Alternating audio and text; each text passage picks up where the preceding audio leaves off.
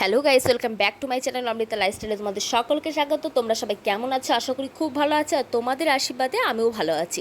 আজকের রেসিপিটা কিন্তু খুব সুন্দর একটা রেসিপি, পমফ্রেট মাছের ঝাল।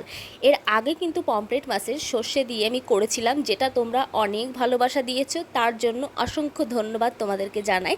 আর এভাবেই আমাকে সাপোর্ট করো, পাশে থেকো। আর এখানে কিন্তু আজকে পমফ্রেট মাছের ঝালটা কিন্তু একটু অন্যরকম, সর্ষে দিয়ে করব না, কী দিয়ে করছি, কিভাবে করছি সবটাই দেখে নাও। প্রথমে মাছগুলোকে একটুখানি মাঝখান থেকে দুটো করে চিড়ে নিতে হবে, দুটো ফালি করে চিড়ে নিতে হবে, যাতে সমস্ত মশলাগুলো মাছের ভেতরে ঢোকে। আমি দেখো প্রত্যেকটা মাছে কিন্তু মাঝখানে মিডিল পোর্শনে একটুখানি করে কেটে নিয়েছি।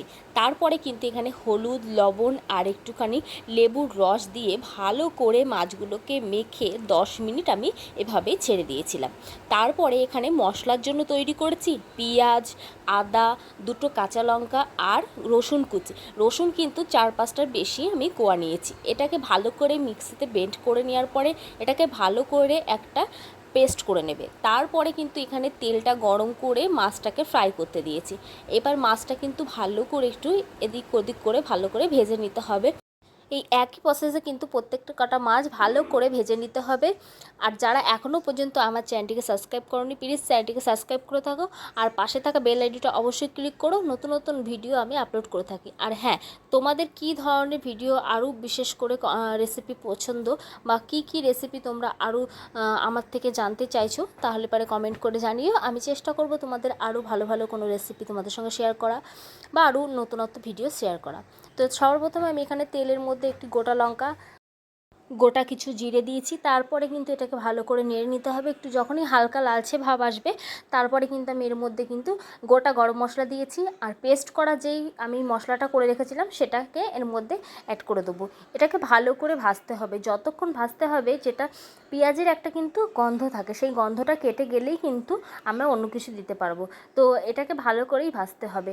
যতটা মশলা ভাজা যায় সে অনুযায়ী মানে রেসিপিটা টেস্টটা বাড়ে, খুব সুন্দর খেতে লাগে। তো সেই অনুযায়ী পেঁয়াজটাকে ভালো করে ভাজতে হবে। তারপরে কিন্তু এর মধ্যে হলুদ পরিমাণ মতন আর লবণ পরিমাণ মতন অ্যাড করতে হবে। এবার ভালো করে সমস্তটাই একটু ভালো করে নাড়িয়ে চড়িয়ে নিতে হবে। কিছুক্ষণ নাড়ানো চড়ানো হয়ে গেলে এবার আমি এখানে টমেটো, গোটা একটা টমেটো কিন্তু ভালো করে জিরি করে কেটে নিয়েছিলাম, সেটা আমি এর মধ্যে অ্যাড করে দিয়েছি। পেঁয়াজের, রসুনের, আদার গন্ধটা যখন একটুখানি হালকা ছেড়ে গেছে, তারপরেই কিন্তু আমি এখানে টমেটোটা অ্যাড করেছি।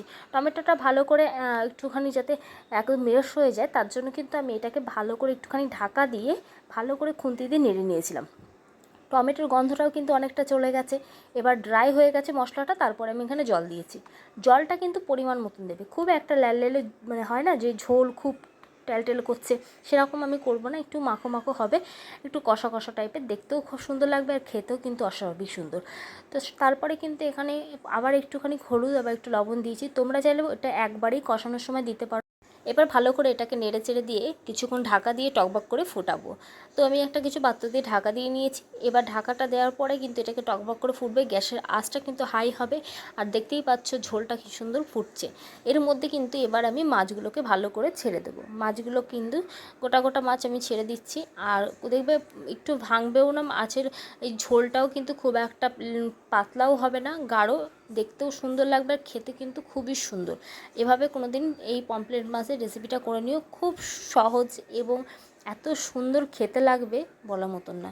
তো যাই হোক, এখানে কিন্তু আমি মোটামুটি যখন একটু ঝোলটা শুকানোর জন্য আবার একটু ঢাকা দিয়ে একটু ফুটিয়ে নিয়ে, উপর দিয়ে কিন্তু নামানোর আগে আমি ধনেপাতা কুচি ছিটিয়ে দিয়ে এটাকে ভালো করে আবার খুন্তি দিয়ে নেড়ে চেড়ে দিয়েছি।